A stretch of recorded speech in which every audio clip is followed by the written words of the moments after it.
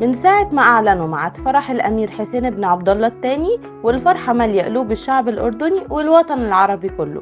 الناس كلها مستنية تشوف اللي هيحصل في الفرح، اللي طبعا مش هيكون فرح عادي، ده فرح هيحضره زعماء ورؤساء كل الدول وكتير من الشخصيات العربية والعالمية المشهورة. تعالوا نتكلم شوية عن فرح الأمير حسين بن عبد الله الثاني على المهندسة رجوة آل سيف، ونقول لكم التكلفة الكاملة للفرح.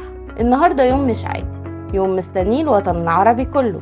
النهاردة فرح الأمير حسين بن عبد الله والمهندسة رجوة آل سيف، وطبعا فرح ابن الملك عبد الله والملكة رانيا مش محتاجين نقول هيكون عامل ازاي.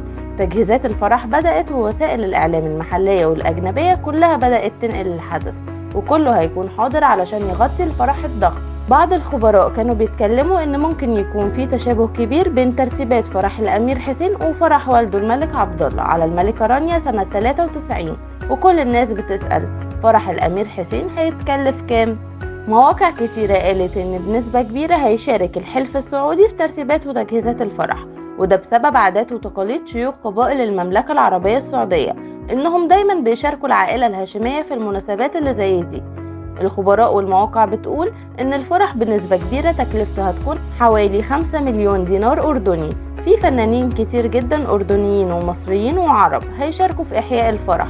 الجزء الخاص بالحفل الغنائي هيكون في ملعب عمان الدولي في مدينة الحسين الرياضية. زي ما قلنا هيشارك في إحياء الحفلة فنانين كتير زي الفنانة الأردنية ديانا كرزون والفنان راغب علامة، اللي بالمناسبة عامل أغنية مخصوص لفرح الأمير حسين على المهندسة رجوة. ومن مصر هيشارك في الحفلة الغنائية الفنان تامر حسني والفنان أحمد سعد. عموما الفرح ترتيباته وتجهيزاته شغالة بقالها فترة، وفي حاجات كتير اتعملت.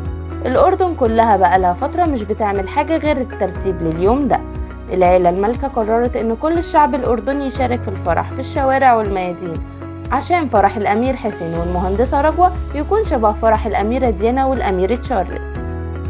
وعشان كده الفرح هيكون متذاع في بث مباشر على قنوات فضائية كتير وعلى اليوتيوب، وهيكون في شاشات كتير في شوارع الأردن بتعرض الفرح علشان كل الشعب الأردني والعربي يشوفوه ويشاركوا العيلة المالكة في الفرح. العيلة المالكة كمان قررت توزع فلوس على كل المحتاجين في الأردن، وهتكون عبارة عن أظرف فيها مبالغ مالية تساعدهم وتفرحهم. الملكة رانيا أطلقت هاشتاج اسمه نفرح بالحسين لكل اللي عايز يشارك في الفرح بطريقته، وعشان كله ينشر فيه صور وفيديوهات واحتفالات تخص الفرح. الأردن كمان أعلنت إن النهاردة هيكون أجازة رسمية في البلد كلها علشان فرح الأمير حسين. تفاصيل كتير وترتيبات عظيمة شفناها الأيام اللي فاتت ولسه هنشوفها النهاردة كمان.